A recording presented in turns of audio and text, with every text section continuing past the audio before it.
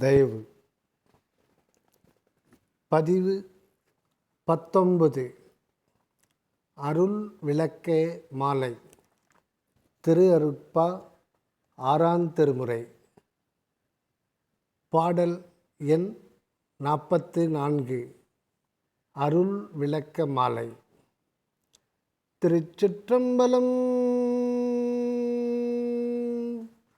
அருட்பெருஞ்சோதி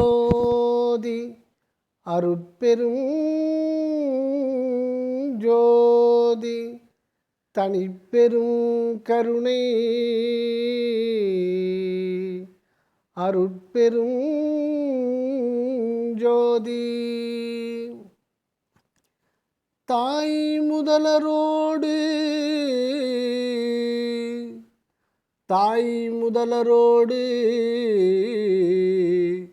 சிறு பருவத்தில் தில்லை தலத்திடையே திரை தூக்க தரிசித்த போது தாய் முதலோரோடு சிறு பருவத்தில் தில்லை தலத்திடையே திரை தூக்க தரிசித்த போது வேய்வகை மேல் காட்டாதே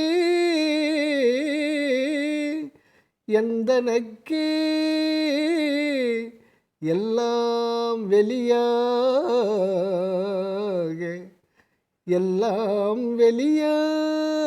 காட்டியே என் மெய்யுறவாம் பொருளே.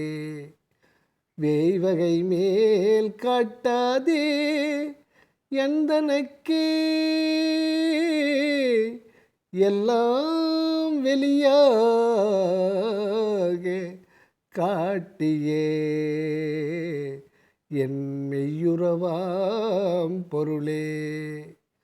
காய்வகை இல்லாதுளத்தே கனிந்த நறுங்கனியே காய்வகை இல்லாது உளத்தே கனிந்த நறுங்கனியே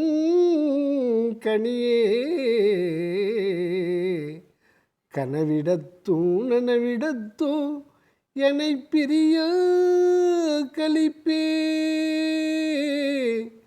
கனவிடத்தோ நனவிடத்தோ என்னை பிரிய கலிப்பே. தூய்வகையோர் போற்ற மணிமன்றின் நடம்புரியும் ஜோதி நடத்தரசே என் சொல்லும் அணிந்தருளே. தூய்வகையோர் போற்ற மணிமன்றின் நடம்புரியும் ஜோதி நடத்தரசே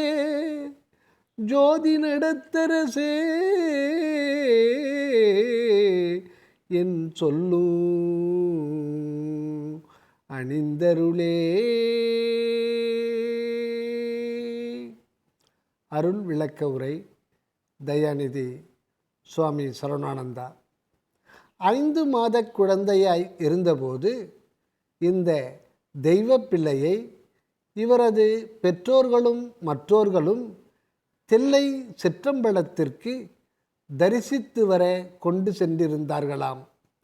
அங்கு பூசித்து வழிபட்டு சந்நிதியில் நின்று கற்பூர தீபக்காட்சியை கண்டு கொண்டிருந்தனர் எல்லோரும். திருமுன் தொங்கும் திரை விளக்கப்பட்டிருந்ததாம். நம் தெய்வ குழந்தைக்கு உள்ளத்திரையும் தான் விளக்கப்பட்டு விட்டிருந்ததாம். ஆகையால் அந்த சமயமே உண்மையும் வெளியாகிவிட்டிருந்ததாம். ஆகவே தான் அந்த ஜோதி காட்சியை கண்டவுடன் அகமகிழ்ந்து அக்குழவி சிரித்ததாம். சிறு குழந்தை என்ன அறிந்து கொண்டிருக்க முடியும் என்றுதான் கேட்கத் தோன்றும். பசுஞ்செடிகளிலும் கொடிகளிலும் வண்ணமலர் பூத்து குலுங்குகின்றதும் இயற்கை எழில் காட்சிகள் அங்கங்கு தோன்றி விளங்குவதும் உள்வளர்ப்பதியின் ஆனந்த காட்சியாக அருட்கண்ணாளர் காண்கின்றனர் எனில், நம் தெய்வக்குழவியின் அகத்திருந்து நகைத்தது எது? அந்த அருட்பிரகாச வடிவம்தானே அன்றோ? அந்த அறியா சின்னஞ்சிறு பருவத்திலே உள்மறைப்பை நீக்கி உண்மையை வெளிப்படுத்தி விடப்பட்டிருந்தாலன்றோ பின்னர் அறியுந்தொரும் அருள் உண்மையெல்லாம் ஓதாதே உணர்ந்து வெளிப்படுத்தும் ஆற்றல் காணப்பட்டது. அன்று கண்ட அந்த அருட்காட்சியின் மெய்ப்பயன்தானே இரவா பெருநெறிக்கு வித்தானது. முடிவில் இரவாமையை நல்கி இன்ப வாழ்வில் இலங்க வைத்துவிட்டது. வேய் என்றால் மூடப்படுதல். வேய்வகை காட்டாதே எல்லாம் வெளியாக காட்டியதாம். அதாவது மறைப்பு ஒழிக்கப்பட்டு யாவும் நேர்கண்டு கொள்ள செய்யப்பட்டு விட்டதாம். 3ஆம் அடியில் நம் பதியை உளத்திலே கனிந்த ஒரு நற்கனியாக ஓதுகின்றார். இந்த கனி எந்த மரத்திலுமிருந்து பூவும் பிஞ்சுமாகி காயும் பழமுமாகி பின்னர் கனிந்தது அல்லவாம். நித்தம் விளங்கும் சுயஞ்சோதிக்கனியாக உளத்தே விளங்க கண்டுகொள்ளப்பட்டதாம். ஆம், கடவுள் உண்மை எப்பொழுதும் எங்கும் பரிபூரணமாகவே இருக்கின்றது. இருந்தும் அறியாமை இருள் நிரம்பியுள்ளதால், அருள் ஒளி வெளிப்படாததால் அந்த கடவுள் உண்மை சிறிதும் காணப்படுகின்றதில்லை. அறிவு விளைவு கொள்ள எவ்வளவோ காலமாகின்றதாம்.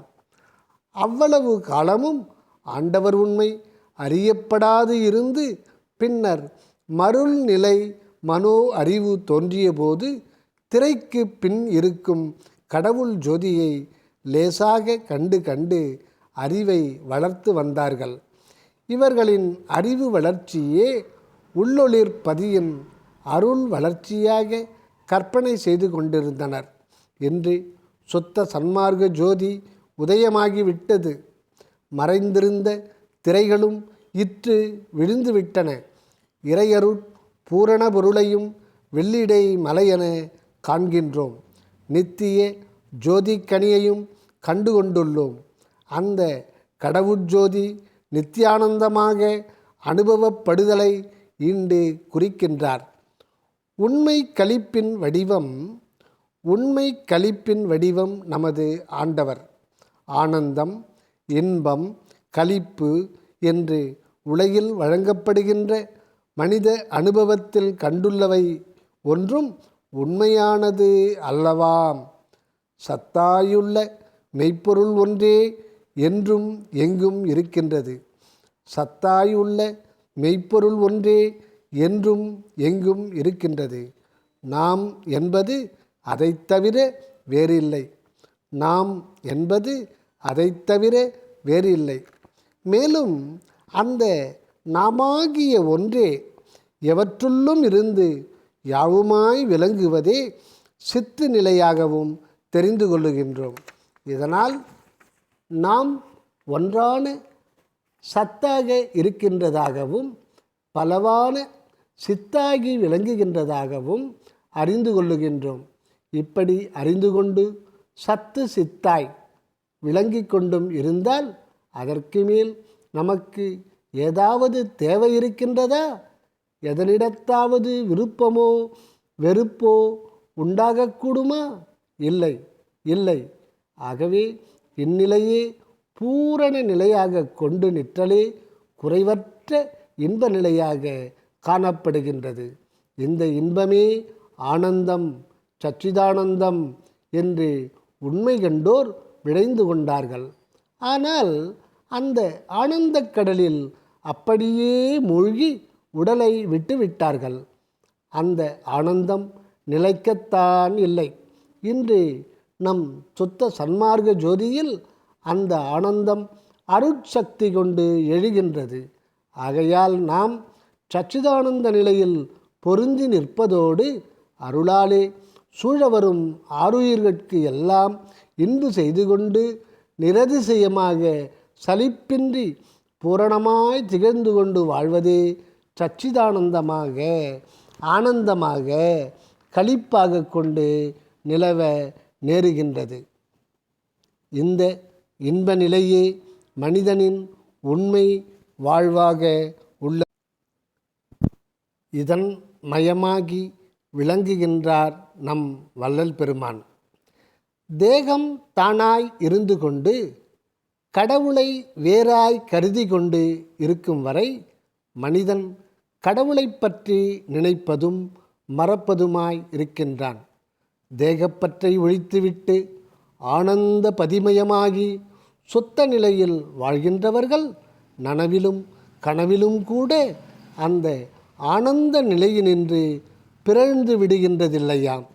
இவ்வுண்மையை குறிக்கவே நனவிடத்தும் கனவிடத்தும் எனைப்பிரியா களிப்பே என்று போற்றியுள்ளார். ஜோதி மணிமன்றிலே ஆடல் புரி அரசை தூய்வகையோர்களே காண்கின்றார்கள், கண்டு போற்றுகின்றார்கள். தூய்வகை என்றது மலமாசு நீங்கி மெய்ப்பொருளை கண்டு நினைப்பு மரப்பற்று நிற்கின்றவர்கள் ஆவார்கள். இவர்கள் போற்றக்கூடிய அந்த நடராஜ வள்ளலை ஆர்வத்தோடு போற்றி அருட்சொன்மாலை ஆக்கி அணிவிக்கின்றார். ஆண்டவரும் இதனை ஏற்று அணிந்து திருவருளை தருகின்றார். அடுத்து பாடல் எண் 45. தயவு. திருச்சிற்றம்பலம். ஓங்கிய ஓர் துணையின்றி ஓங்கிய ஓர் துணையின்றி பாதி இரவதிலே உயர்ந்த ஒட்டு திண்ணையிலே படுத்த கடைச்சிறியேன் தூங்கி மிக புரண்டு விழத்தரையில் விழாது எனையே தூக்கி எடுத்தணைத்து கீழ்கிடத்தியே மெய்த்துணையே ஓங்கிய ஓர் துணையின்றி பாதி இரவதிலே உயர்ந்த ஒட்டு திண்ணையிலே படுத்த கடைச்சிறியேன் தூங்கி மிக புரண்டு விழ தரையில் விழாது எனையே தூக்கி எடுத்து அணைத்து கீழ்கிடத்தியே மெய்த்துணையே தாங்கிய என் உயிர்க்கின்பம் தந்த பெருந்தகையே சர்க்குருவே நான் செய் பெரும் தவப்பயனாம் பொருளே தாங்கிய என் உயிர்க்கின்பம் தந்த பெருந்தகையே சர்க்குருவே நான் செய் பெரும் தவப்பயனாம் பொருளே ஏங்கிய என் ஏக்கமெல்லாம் தவிர்த்தருளி ஏங்கிய என் ஏக்கமெல்லாம் தவிர்த்தருளி பொதுவில் இலங்கு நடத்தரசே பொதுவில் இலங்கு நடத்தரசே என் இசையும் அணிந்தருளே என் இசையும் அணிந்தருளே. அருள் விளக்க உரை. அருள் துணையாக ஆண்டவரே தனக்கு விளங்கும் உண்மையை பற்றி இதில் முதல் ஈரடிகளில் குறிக்கின்றார். எல்லா வசதிகளும் வலிமையும் உள்ளவர்களும் கூட பல சமயங்களில் துணைவர்களின் உதவி தேவைப்படுகின்றது. அப்படி இருக்க சிறியவர்களும் வறியவர்களும் அபலைகளும் ஆதரவற்றவர்களுக்கும் நல்ல துணை தேவை என்பதில் ஐயமில்லையே. அப்படி இருக்க சிறியவர்களுக்கும் வறியவர்களுக்கும் அபலைகளுக்கும் ஆதரவற்றவர்களுக்கும் நல்ல துணை தேவை என்பதில் ஐயமில்லையே. துணை புரிகின்றவர்கள் அன்புடையவர்களாயும் ஆற்றல் படைத்தவர்களாயும் ஆர்வம் கொண்டவர்களாயும் இருத்தல் அவசியமாம். நம் ராமலிங்கம் சிறு பிராயத்தவராயிருந்தார். தனது தமையனாரிடத்தில் வாழ்ந்தார். ஆனால் தன் சகோதரன் தன் கருத்துக்கு இசைய நடக்கவில்லை என்று அன்பும் ஆதரவும் காட்டவில்லை அந்த தமையனார். இரக்கமிக்குள்ள அந்நியாரோ தன் கொழுந்தனுக்கு அஞ்சியும் கொழுந்தனுக்கு இறங்கியும் மறைமுகமாக சமயங்களில் உதவி புரிந்து வந்தார்.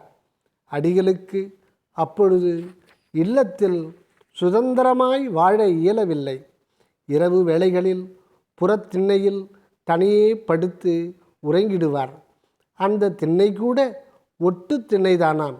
அதாவது வீட்டு சுவரோடு சேர்ந்து சிறிதே புறத்தில் குறுகலாக உட்காருவதற்கான விசிப்பலகை பெஞ்ச் போன்றதாம். இந்த திண்ணையில் படுத்து தூங்குவதற்கு பழக்கம் வேண்டும். சற்று புரண்டாலும் கீழேத்தான் விழ நேரும். சிறுவர்கள் தன்னை அறியாது புரண்டு படுக்கும் சுபாவம் உள்ளவர்கள் ஆவர். அவர்கள் இம்மாதிரியான திண்ணையின் மீது துயின்றால் கீழே விழுந்து விடுவது சகஜம். நம் சிறிய ராமலிங்கர் ஆதரிப்பார் இன்றி இம்மாதிரி திண்ணையில் உறங்கினார். மேலும் அத்திண்ணை கூட சற்று உயரமாகவே இருந்ததாம். இதில் படுத்து நித்திரை செய்திருந்தபோது எப்படியோ புரண்டு கீழே நழுவிவிட்டார். ஆனால் கீழே விழுந்து விடவில்லை. என்ன வியப்பு! ஆதி முதலே இவரை ஆட்கொண்டிருந்த அருட்ஜோதி ஆண்டவர் இமைப்பொழுதில் ஓர் அருந்துணை ஆதரவாளனாகத் தோற்றி இவரை லேசாகத் தாங்கி பையவே கீழே படுக்க வைத்து மறைந்து விட்டார் என்ற கருத்தைத்தான் இந்த 2 அடிகளில் குறித்துள்ளார்.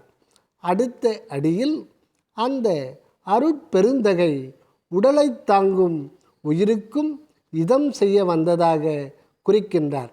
மேலும் தனக்கு கிடைத்த சர்க்குருநாதராகவும் தவப்பயனாய் விளைந்த மெய்ப்பொருளாகவும் போற்றிக் கொள்ளுகின்றார்.